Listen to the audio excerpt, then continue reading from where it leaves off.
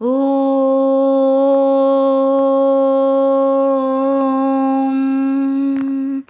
नमः सिद्धेभ्यः। नमो जीर्णाणम। सभी को सादर श्रद्धात्मक वंदन। चलिए आज की कक्षा प्रारंभ करते हैं। देखते हैं आज के हमारे प्रतिदिन प्रसारित होने वाले सोनगढ़ संदेश में आज श्रावण शुक्ल तीज के दिन कौन सा संदेश प्रसारित हुआ है।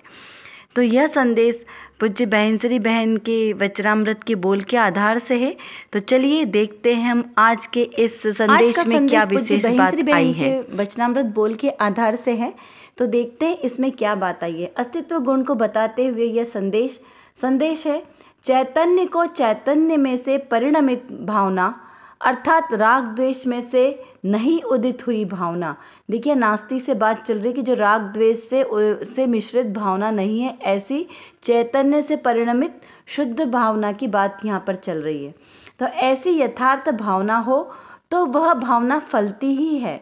यदि नहीं फले तो जगत को 14 ब्रह्मांड को शून्य होना पड़े अथवा अस्तित्व का नाश हो जाएगा, अर्थात इस द्रव्य का नाश हो जाएगा। तो यहाँ पे द्रव्य के अस्तित्व की बात चल रही है।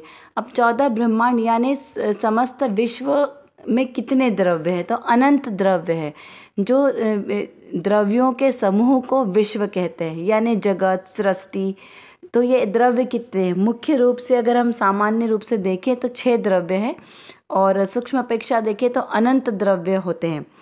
लेकिन एक द्रव्य दूसरे रूप कभी नहीं होता, ऐसा यह अस्तित्व गुण है। दोनों सभी प्रकार के द्रव्य का अपना अपना परिणमन, अपना अपना स्वभाव, अपना अपना कार्य क्षेत्र है। यानी प्रत्येक द्रव्य का अपना अपना स्वद्रव्य, स्वक्षेत्र, स्वकाल और स्वभाव है। कोई किसी में मिक्स नहीं होता और प्रत्येक द्रव्य शुद्ध है। एकमात्र पुद्गल द्रव्य को छोड़कर अन्य सभी द्रव्य अरूपी हैं। और ये सारे द्रव्य कहाँ रहते हैं? लोकाकाश में। ये जो 3 लोक का हमारा नक्शा है ना, ऐसे 3 लोक के अंदर ये सारे द्रव्य व्यवस्थित रहते हैं। कहते हैं, है सब द्रव्य स्वतंत्र जगत में, कोई किसी का ना काम करे, अपनी अपनी सहज गुफा में सभी द्रव्य विश्राम करें।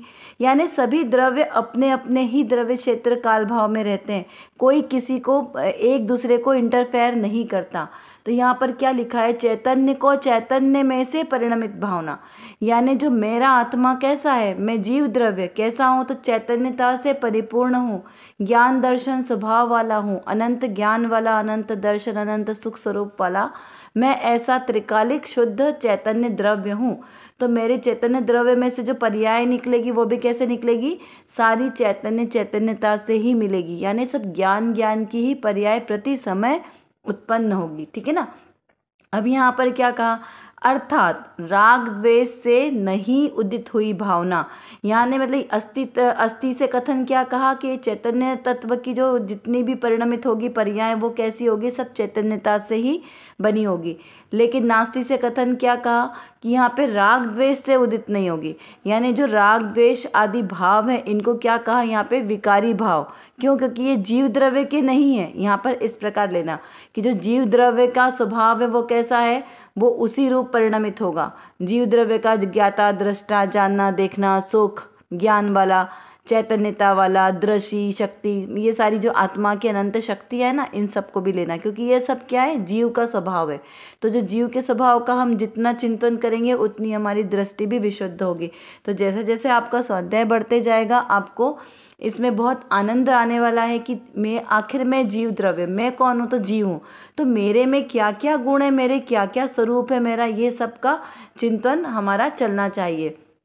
तो जो मेरा ये चैतन्य द्रव्य उसमें से ही ये सारी अनंत शक्तियाँ निकलती है। कहते हैं ना, अनंतों शक्तियाँ उछले सहज निज ज्ञान में विलसे।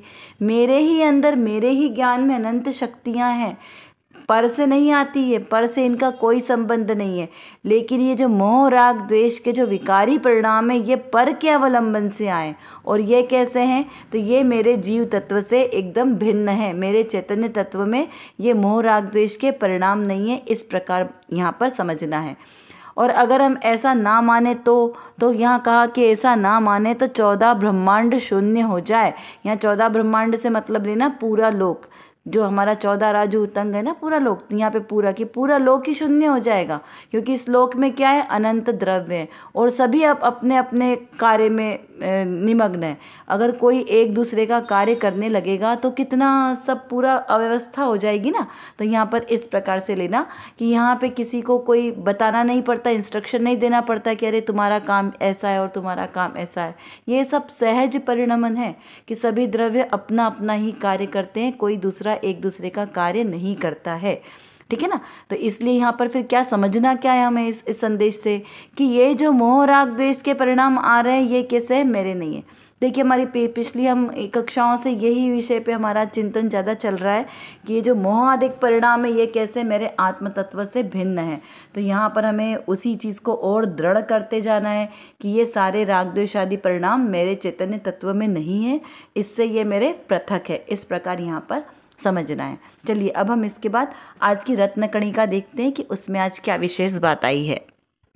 श्री कुंद कुंद आचार्य देव विरचित पंच परमागम में से श्री पंचास्तिकाय संग्रह के 160 के गाथा के भावार्थ से आज की यह रत्नकणिका ली गई है। तो चलिए पढ़ते हैं। जिसे अंतरंग में शुद्धि का अंश परिणमित हुआ है, उस जीव को तत्वार्थ श्रद्धान अंग पूर्वगत ज्ञान और मुनि आचार में प्रवर्तन रूप व्यवहार मोक्ष मार्ग विशेष विशेष शुद्धि का व्यवहार साधन बनता हुआ, यद्यपि निर्विकल्प शुद्ध भाव परिणमित जीव को परमार्थ से तो उत्तम स्वर्ण की भांति अभिन्न साध्य साधन भाव के कारण स्वमें ही शुद्ध भाव रूप परिणमन होता है। तथापि व्यवहार नय से निश्चय मोक्ष मार्ग के साधनपने को प्राप्त होता है। अज्ञानी द्रव्यलिंगी मुनि द्रव्यार्थिक नय के विषयभूत शुद्धात्म स्वरूप के अज्ञान के कारण शुद्धि का अंश भी परिणमित नहीं होने से उसे व्यवहार मोक्ष मार्ग भी नहीं है। इस प्रकार का यहाँ पर संदेश दिया है। अब इसका अर्थ हम समझते हैं कि क्या कहा कि जिसे अंतरंग में शुद्धि का अंश परिणमित हुआ है, यानी आंशिक शुद्धि की वृद्धि हुई है। किसे? सम्यक दृष्टि जीव को, क्योंकि मिथ्यात्व में तो शुद्धि है ही नहीं।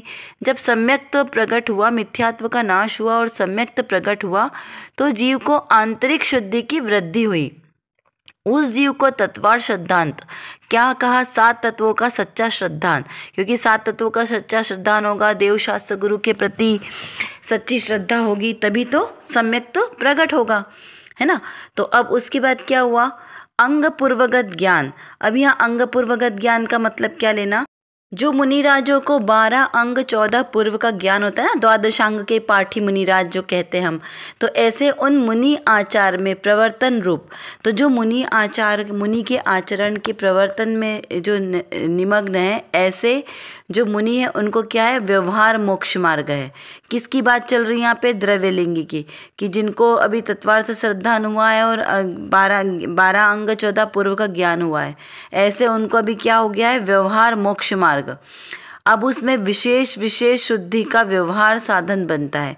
किससे? कि देखो आत्मा की शुद्धि प्रकट हो रही है ना, जैसे जैसे उनकी अंतर की विशुद्धि बढ़ती जाएगी तो गुणस्थान भी तो बढ़ता जाएगा। अभी उनको सम्यक दर्शन के साथ कौन सा गुणस्थान है? चतुर्थ गुणस्थान। फिर उन्होंने व्रतादि अंगीकार किए तो कैसा हुआ? 5वां गुणस्थान। पहले अनंतानुबंधी कषाय का नाश हुआ, फिर अप्रत्याख्यान का, और फिर प्रत्याख्यान का जब नाश हुआ तो व्रतादिक लेने के भाव हुए, महाव्रतादिक लेकर क्या बने? मुनि बने। तो यहाँ पर क्या हो रहा है? उत्तरोत्तर शुद्धि की वृद्धि हो रही है, विशेष विशेष शुद्धि का साधन बनता है। यद्यपि निर्विकल्प शुद्ध भाव परिणमित जीव को परमार्थ से तो उत्तम सुवर्ण की भांति अभिन्न साध्य साधन भाव के कारण स्वमें ही शुद्ध भाव परिणमित होता है। अब यहाँ पे किसकी बात चल रही है? भावलिंगी की, जिनको निर्विकल्प शुद्धोपयोग हुआ। कौन सा निर्विकल्प दशा कब आएगी? 7वें गुणस्थान में, प्रमत्त में, कि भाई अब उनको क्या हो रहा है? तो अब विशेष शुद्धि की वृद्धि हो गई, शुद्धोपयोगी दशा हुई। तो क्या हो रहा है? ये बाहर के जो साधन रूप है उनसे वो कैसे हो गए? भिन्न हो गए और अपनी आत्मा से अभिन्न हो गए। तथापि व्यवहार से निश्चय मोक्ष मार्ग के साधन पने को प्राप्त होता है। अब निश्चय साधन कब होगा? व्यवहार। जब व्यवहार मोक्ष मार्ग होगा तभी उसके साधन रूप निश्चय मोक्ष मार्ग प्रकट होगा। ऐसा नहीं कि पहले से निश्चय हो जाएगा, दोनों वैसे एक साथ ही चलेंगे कि व्यवहार होगा तो निश्चय होगा, निश्चय के साथ ही व्यवहार भी व्यवहार उपमा पाता है। जब निश्चय मोक्ष मार्ग होगा ना, तभी जो व्यवहार मोक्ष मार्ग है उसको व्यवहार की उपमा मिलेगी, ठीक है ना। तो बिना निश्चय के व्यवहार भी झूठा कहलाएगा। अगर निश्चय नहीं हुआ तो अगर व्यवहार भी अगर वो बाहर में चारित्र पालन करते हैं तो भी वो क्या कहलाएंगे? सच्चा चारित्र नहीं कहलाएंगे। जब तक निश्चय नहीं होगा तब तक व्यवहार को भी उपमा नहीं मिलती। फिर कहा कि साधन पने को प्राप्त होता है अज्ञानी द्रव्यलिंगी मुनि द्रव्यार्थिक नय से विषयभूत शुद्ध आत्मा के अज्ञान के कारण अशुद्धि का अंश भी परिणमित नहीं होने से व्यवहार मोक्ष मार्ग भी नहीं है। तो देखिए यहाँ पर ये बात क्लियर हुई ना कि जो द्रव्यार्थिक नय से मतलब शुद्ध नय है और पर्यायार्थिक नय मतलब जो अशुद्ध नय है, व्यवहार नय। व्यवहार नय को पर्यायार्थिक नय भी कहते हैं और जो द्रव्यार्थिक है उसे द्रव्यार्थिक और निश्चय नय बोलो या सद्भूत नय बोलो, ये सब उसी के नाम है। तो जो द्रव्यार्थिक नय से शुद्ध आत्मा के स्वरूप का ज्ञान होता है, लेकिन जब अज्ञान भाव है और शुद्धि का अंश भी नहीं हुआ तब क्या हुआ? जो आप उसको द्रव्यार्थिक को भी व्यवहार भी नहीं बोलेंगे। मैंने अभी आपको बताया ना, जैसे अभी क्या कहा कि अगर निश्चय होगा तभी व्यवहार को निमित्त आएगा कि वो व्यवहार है। निश्चय के बिना व्यवहार भी अधूरा है। तो जब तक पहले क्या करना है? शुद्धोपयोग के द्वारा निश्चय मोक्ष मार्ग होता है, तब व्यवहार मोक्ष मार्ग होगा। इस प्रकार यहाँ पे इसको समझना है। यहाँ पर मूल बात यह बताना चाह रहे हैं कि जो यदि मिथ्यात्व का अंश मात्र भी है तो वो कैसा है? बुरा है। मोक्ष मार्ग प्रकाशक जी में आता है ना कि मिथ्यात्व का अंश मात्र भी भव का नाश कराने वाला है। तो वैसे ही जैसे दूध में यदि एक बूंद जहर की हो तो वो कैसा होता है? किसी काम का नहीं होता है ना। तो वैसे ही मिथ्यात्व का एक अंश मात्र भी बुरा है, क्योंकि मिथ्यात्व सम्यक्त का घातक है, सर्वघाती प्रकृति है। तो इस प्रकार सर्वप्रथम हमें मिथ्यात्व का नाश करना है। तो उसके बाद मिथ्यात्व के बाद जब सम्यक्त प्रकट होगा तो उस सम्यक्त के साथ जो भी क्रिया करेंगे वो सारी क्रिया सम्यक्त ही होगी। व्रत आदि की क्रिया हो, मुनि व्रत आदि, सब टोटल सारी क्रियाएं, शुद्धोपयोग, ध्यान, सब कुछ उसका सार्थक होगा।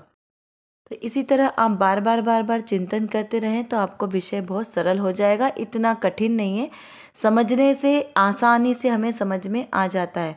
तो आई होप कि आपको इस कक्षा में आज का संदेश समझ में आ गया होगा। यदि नहीं आया हो तो आप ज़रूर कमेंट बॉक्स में लिखकर पूछ लें और जो प्रश्न दिए गए हैं उनको हल करने का प्रयास करें, बार बार चिंतन करें और सम्यक दर्शन को प्रकट करें। जय जिनेंद्र।